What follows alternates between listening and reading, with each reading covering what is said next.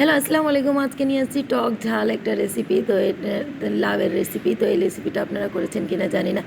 তো প্রথমে নিয়েছি একটা লাউ, তারপরে নিয়েছি লাউটা কুচি করে নিয়েছি। তারপরে এখানে নিয়েছি পোলাওয়ের চাল। আমি কিন্তু পোলাওয়ের চালটা নিয়েছি, চিনি গুঁড়া চাল। আর তারপরে নিয়েছি এখানে মসুরির ডাল। তারপরে নিয়েছি একটা আম। হ্যাঁ, তারপরে আমটাকে ছিলে নিয়েছি, এইরকম বড় বড় করে কেটে নিয়েছি। তারপরে এখানে দিয়েছি হলুদ মরিচ। তারপরে এখানে জাস্ট হলুদ মরিচ দিয়েছি, আর হলো পানি দিয়ে এটাকে সিদ্ধ করে নিব। আর তারপরে এখানে নিয়েছি তেল। আমি সর্ষের তেল ইউজ করেছি, আপনারা সর্ষের তেল ইউজ করবেন, তাহলে এটার ফ্লেভারটা অনেক ভালো আসে। তো এখানে নিয়েছি গোলমরিচ, আমি গোলমরিচ ফোড়ন দিয়ে দিয়েছি। তারপরে এখানে নিয়েছি লাল মরিচ একটা দিলে স্মোকি একটা ফ্লেভার থাকে, এই জন্য আমি লাল মরিচটা ইউজ করেছি। তারপরে এখানে নিয়েছি পেঁয়াজ, তারপরে নিয়ে কাঁচা মরিচ। তো আপনার যা যা মশলা পছন্দ হয় আপনি দিয়ে দিবেন।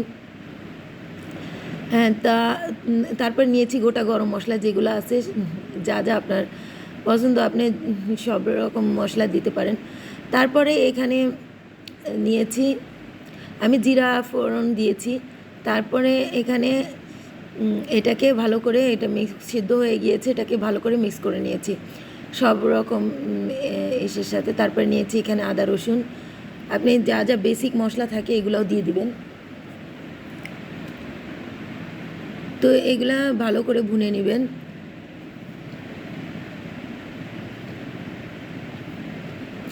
তারপরে এখানে দিয়েছি আরও একটু হলুদ, আর হলো ধনে গুঁড়া। তো ভালো করে নাড়তে থাকবো সব মশলা একসাথে, যাতে এটার সাথে মিক্স হয়ে যায়। অন্তত 1-2 মিনিট মতো নাড়তে থাকবেন। তো আমার হয়ে গিয়েছে এটা, দেখেন দেখতে কত সুন্দর লাগছে। তো আপনারা বাসায় এটা ট্রাই করছেন কিনা কমেন্ট করে জানাবেন প্লিজ। আর আমার এই রেসিপিটা কেমন লাগলো প্লিজ বলবেন। সাবস্ক্রাইব করবেন প্লিজ, যে দেখবেন প্লিজ সাবস্ক্রাইব করবেন, আমার পাশে থাকবেন।